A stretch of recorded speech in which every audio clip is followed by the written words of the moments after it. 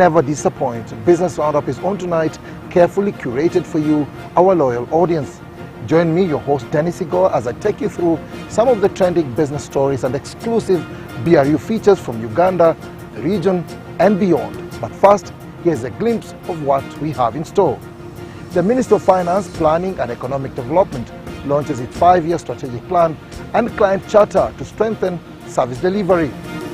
Kamos Agro Fish Farm in Buikwe District revolutionizes fish farming on Lake Victoria. Insurance sector stakeholders call for stricter enforcement measures against fraud.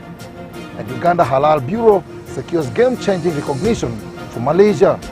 No stress, keep it locked on UBC. It's time for business. To our first story, the Ministry of Finance, Planning and Economic Development has launched its 5-year strategic plan, service delivery standards and client charter. The document outlines the values and principles that will guide the ministry in fulfilling its mandate. Let's have a look. Uganda's growth and development agenda remains aligned to the attainment of the tenfold growth strategy. We are, as a ministry, mandated, and our main role is to ensure that we create a macroeconomic environment in which business and the overall economy can flourish. So we want to ensure that we continue with that role in a perfect way. We have been doing it well. As you can see, the country does not have inflation, the shilling is stable, the overall macroeconomy is stable, the economy is growing. That's the first key role. The 5-year strategic plan, service delivery standards and the 5-year client charter is intended to strengthen the ministry's ability to effectively execute its mandate. The documents constitute a co-management framework for the Finance Ministry and will support the implementation of the 4th National Development Plan and the tenfold growth strategy. Fiscal credibility is not just a technical goal. It is the bedrock of investor confidence, microeconomic stability, and public trust. Equally vital is the coordination of financing.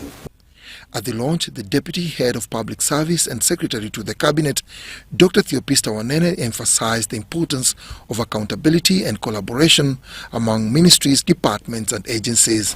There is need for the Ministry of Finance, Planning and Economic Development to continuously engage the ministries, departments, agencies and local governments that are mandated to deliver public services. The ministry should establish a regular forum to discuss and address cross-cutting issues that affect the implementation of plans and budgets. The ministry committed to implement the client charter to enhance service delivery. The ministry stands as the anchor institution for economic governance. We are committed to transparency, accountability, and results-driven management guided by the highest standards of professionalism and integrity. Feedback from clients will be used to continuously improve systems and service delivery mechanisms. Dennis Igor and Happy Ejuka for UBC.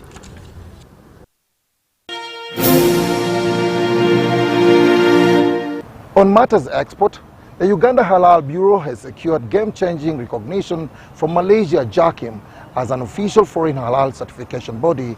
The certification unlocks doors to one of the world's biggest halal import markets, thanks to Uganda Free Zones and Export Promotion Authority's strategic facilitation. Let's have a look. Malaysia demands JAKIM approval for all halal labeled imports. Now, Ugandan products certified by the Uganda Halal Bureau, like processed foods, meat, poultry, dairy, gain automatic access to the country's $21 billion annual food import pipeline. Halal normally takes two routes. There is a technical route, then there is a theological route. So when they came to the country, they looked at our level, then they decided that we can move with them to the level which is acceptable globally. Uganda Free Zones and Export Promotions Authority, UFZEPA, coordinated the accreditation, aligning Uganda's certification with global standards. Among all those products that we are certifying and selling as halal products, where do we need to put more effort? UZEPA being an export promotions authority, its voice would be loud enough to reach various sectors, because most of the people think that halal is for Muslims, of which it is not true, because this industry is for everyone once you're able to comply. This positions the Uganda Halal Bureau for Brunei entry and future GCC breakthroughs, catapulting Ugandan exporters into high-value international standards compliant trade lines. Us reaching this level is basically a confirmation that Uganda has moved, not just in the certifying sector, but in the manufacturing space, that we have moved to a level where our products can access these markets, both in quality, in food safety, and in halal, because those three things must always be in tandem. Malaysia represents structured opportunity of heavy food import reliance that meets Uganda's agro-processing push. Halal certification becomes exporters' golden ticket to premium pricing in Southeast Asia's structured market. We need to move from participation in these expos, trade fairs, and other economic and commercial diplomacy interventions to results. Beyond compliance, recognition validates Uganda's quality systems for risk-averse buyers. UFZEPA is bridging certification gaps that block billions in exports. This positions Uganda's $1.5 billion agri-exports for halal premiumization amid Africa Free Continental Free Trade Area and global Islamic economic growth. Wadulo Arnold Mark for UBC News. Very much.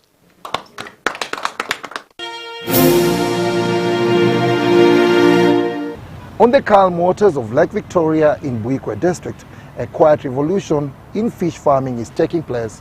Kamos Agro Fish Farm, established over a decade ago, has embraced a bold and unconventional model, abandoning imported commercial fish feeds and allowing the fish to feed naturally on nutrients available within the lake's ecosystem. Let's have a look.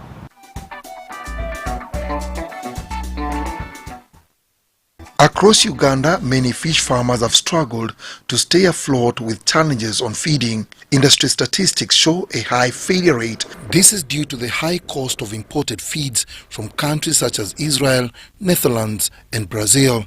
But in Buikwe district, floating cages gently sway on the lake, and inside them, thousands of fish thrive without a single pellet of imported feed, says Oren Salter, a commercial fish farmer. Biggest cost, the biggest expenses, let's say, on this business is feeds.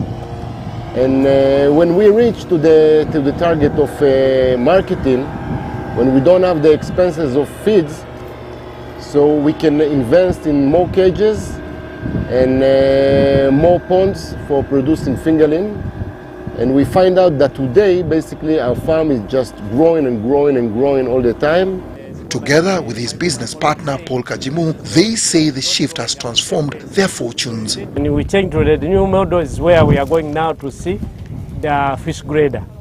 So the fish grading is in the new model. The store there was made to accommodate all the feeds, and we would bring all the bags of feeds onto the lake. So all over the cages we would have bags and bags. Even off the lake, on the shores we would have bags. Now we no longer have any bags anymore, so the environment is very clean, free of the bags, and we are moving very well. A key investment supporting this new model is a modern fish grader installed directly on the lake, helping them to sort fish efficiently and maintain quality standards. What we're doing here, we're making grading for fish of 1 year, which it's the second grading. From here, the big one, they are going to the market. The small one will continue to grow for another 3 months, and they will go to the market as well. So we can say that after first grading, after 1 year, the big one going to the market. So I think the question is how we can work without this machine, because in the first harvesting, which we didn't know what is going to be the result, we saw that there is a big size variation and many fish was going as a reject. So then we ask ourselves what the experts do. And the experts all over the world, they are using the grading machine. So we start to look for a solution, and this is the solution we find, a grading machine like we see here. What started as an experiment is now a fast-growing enterprise. The farm is expanding exponentially with a target of at least 1,000 cages in the near future, some privately owned and others operated by investors under an outgrow arrangement. As we speak today, we have like 10% of the cages here, almost 20 cages is run by the outgrowers. We give them all the materials, we give them all the fingerlings, we do make the monitoring, we do most of the work, even the grading, we do it for them to make sure and to learn that really this is a business. By cutting out imported feeds and harnessing nature, this model could redefine fish farming along Lake Victoria's shores. Fish farming, they say it's a big million project, but we've found out that it's not that. According to the method, like we said, we had the old method, now the new method. The new method, like my colleague just explained, that you find the ways how to cut off the costs. And one way of cutting off the costs is by introducing the grading machine. So when we introduced the grading machine, it brought everything to at least a movable pace. And now we are moving with the less costs because the machine cut almost 70% of the cost that we were incurring during the old methods, where we would buy a lot of feeds, you do a lot of feeding, you have a lot of workers, you have a lot of activities that revolve around the feeding. Now that the grading machine is in place, we are able to cut all those costs. The machine is running 7 days a week. The boys are operating the machine. We are grading the fish. We no longer have any loss of the fish, the so-called reject, the so-called small, and now we can set the price for the fish we produce from here. So it now turns out to be a business that is viable, other than putting in money and you don't see where the money is going. Dennis Igora for UBC.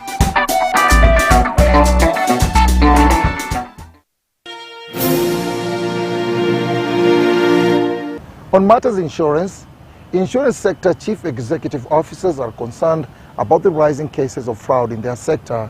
At a high-level engagement organized by the Insurance Regulatory Authority of Uganda, industry leaders noted that fraudulent claims are increasingly becoming sophisticated, posing significant financial and reputational risks to insurers. Let's have a look. Insurance leaders say fraud cases are becoming more advanced and harder to detect, putting companies at financial risk and damaging public trust. It has been observed from various studies which have been made that fraud or fraudulent claims have increased. However, some of them have been detected before payment. Some of them have gone through up to payment. But that's why we encouraged the underwriters to develop a fraudulent register. They must share information when someone is recognized as having processed a fraudulent claim. We must keep track of their actions around all other underwriters or other insurance companies. Officials note that, like many other sectors, insurance is being affected both positively and negatively by new technologies such as artificial intelligence. There we go, because AI, to form a signature, takes minutes. So AI, like it is eating up other industries. Still too, it is eating up the insurance industry as regards claim and fraud. Photos are generated on AI. Signatures are generated on AI. I can support a claim of 200 million in 2 minutes by duplicating the invoices and giving them straightforward numbers. So AI is there to stay. It's affecting insurance industry as it does with other industries. The new forms of fraud include digital scams, identity thefts, organized criminal groups, and staged or fake accidents. These days you have organized criminals who plan ahead, even before policy inception, on how they will run a claim from inception to the end. IRA is calling for stronger partnerships among players, smarter systems, early involvement of loss assessors, and more investment in technology to fight fraud. The role of loss assessors has been very critical because the loss assessors, many of them have been exposed to different technologies which detect fraudulent claims. They have also been exposed to technologies which can help to help the underwriters improve the underwriting at the initial stage. However, what is critical is that the presence of loss assessors should never be used as an excuse to delay a claim settlement. Fraud in the insurance sector has serious consequences. It leads to higher losses for companies, increased premiums for customers, delays in paying genuine claims, costly court cases, and loss of customer trust.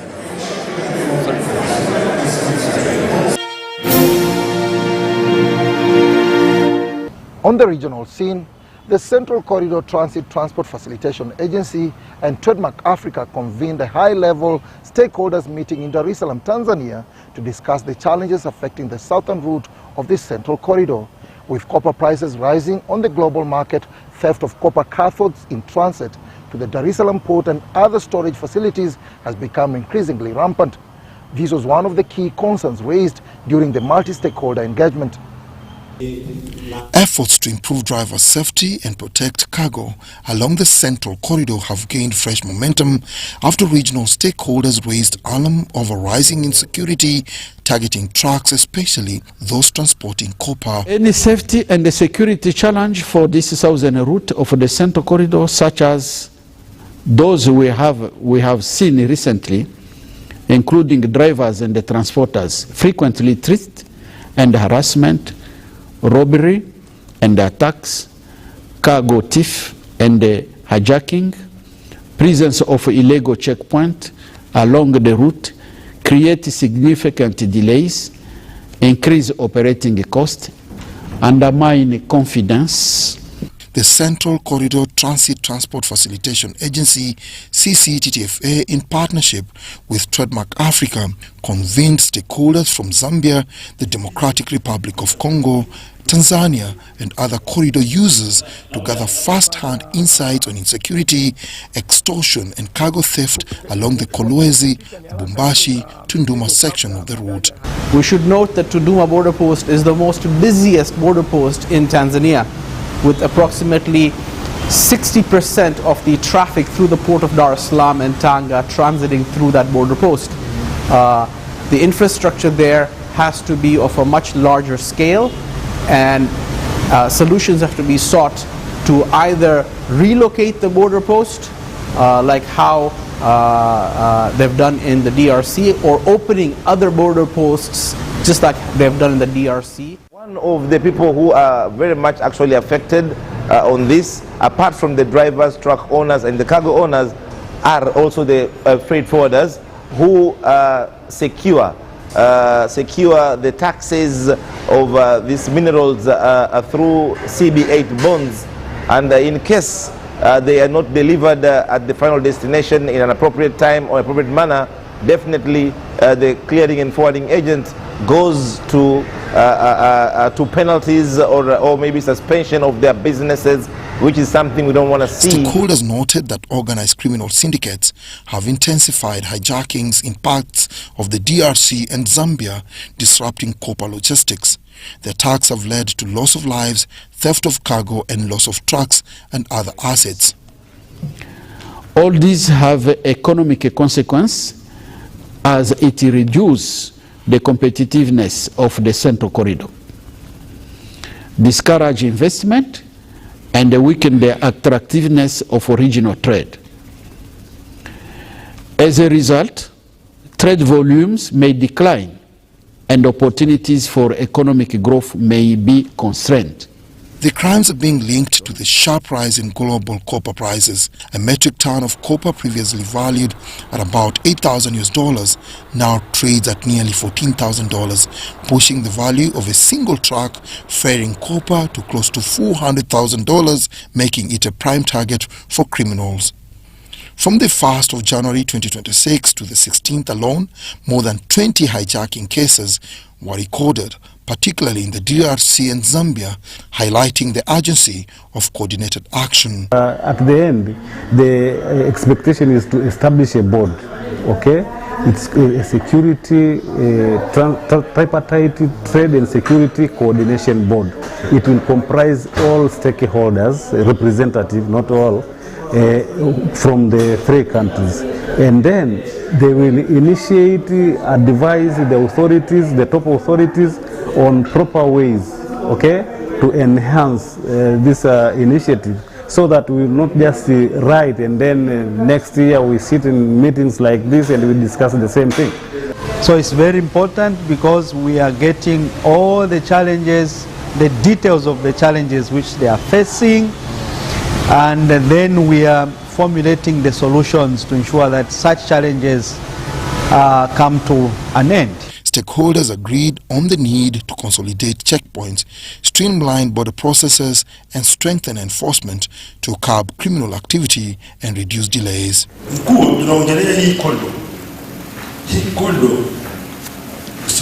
Through these joint efforts, development partners are optimistic that improved coordination and security measures will help restore confidence among transporters, safeguard trade, and ensure safer and more efficient transit along the Central Corridor.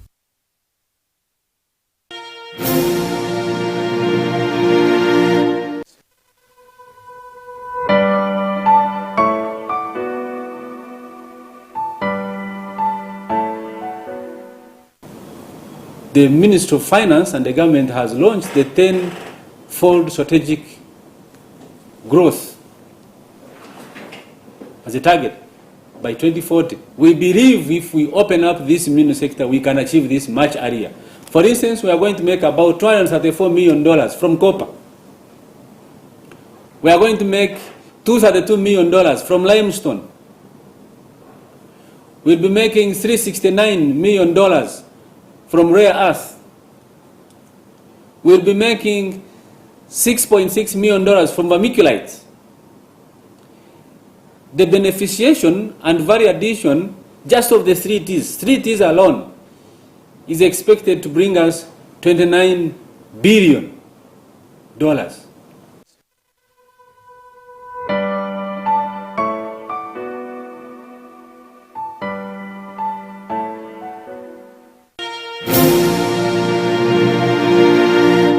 We sign out with a short promo on Uganda's commercial oil production timeline and the country's future aspiration as it prepares for its first oil. I've been your host, Dennis Igoa. Adios. 2026 stands as a defining year in Uganda's milestone of transformation. It is the year that the country is expected to finally join the elite league of oil-producing countries. It is for real that Uganda is soon becoming an oil-producing country. And maybe we shall change attire and begin dressing like those people who are oil-producing, the sheikhs and sheikhats. But all in all, our economy is going to... The deadline is fixed and the course is irreversible. All hands must be on the deck as the country marches toward its oil production timeline. Come July 31st, after the commissioning, that commissioning will be a technical commissioning. And the political commissioning will be done in October. we shall see a commissioning of the jetty at the end where oil, crude oil will be, exported.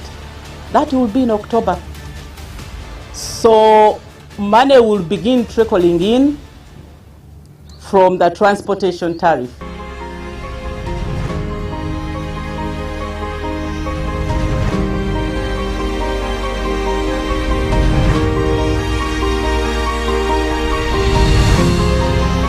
From the oil fields of the Albertine to the sky blue shores of the Tanga oil jetty in Tanzania, UBC TV will be with you every step of the journey, bringing you all the major developments in Uganda's oil story.